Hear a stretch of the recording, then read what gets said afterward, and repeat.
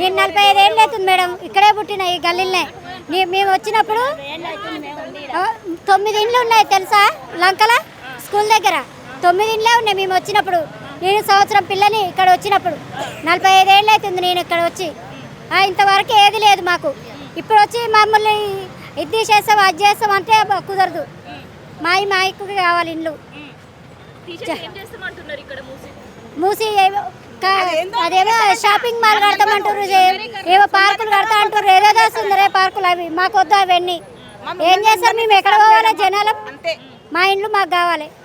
ఎంత చేసినా మేమైతే పోరాడతాం. మా ఇండ్లు మాకు కావాలి మేడం. డబల్ బెడ్రూమ్ ఎప్పుడు రాలే మేడం, ఇదే ఫస్ట్. ఎప్పుడు నీళ్లు కూడా రాలే మేడం. ఓట్లప్పుడు ఇది చేస్తాం అది చేస్తాం అంటారు. ఏం చేస్తారు ఇప్పుడు? మమ్మల్ని ఇది చేస్తారు, రోడ్ల మీద పడేస్తారు. పిల్లలకు ఉద్యోగాలు అన్నారు, ఇంతవరకు ఉద్యోగం అని ఇవ్వలేడు ఆయన. బస్సు ఫ్రీ అన్నారు, బస్సులు అయితే ఎట్లా ఎక్కుతారు? ముసలోళ్ళు అయితే ఎక్కలేకపోతారు. కింద కండక్టర్లు డ్రైవర్లు తిడుతున్నారు, ఎక్కనియరు, బెదిరిస్తారు. వాళ్ళు కూడా కొట్లాటలు అయితే కొట్టుకుంటారు బస్సుల. మాకైతే అవసరం లేదు. మా ఇండ్లు మాకు కావాలి మేడం, అంతే మేడం. నీ ఇంట్లో నేను పని చేస్తా, నువ్వు ఎన్ని లీవులు ఇస్తావు? రాకుండా ఊకుంటావా? ఊకోవు కదా. నువ్వు జీతం ఇచ్చినప్పుడు కరెక్ట్గా రావాలంటావు. మేము బస్సులో కొనిక మాకేం పని?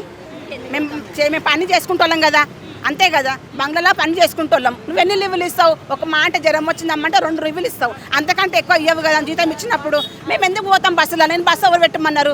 మా ఇంట్లో ఎవరు కూడా కొట్టమన్నారు.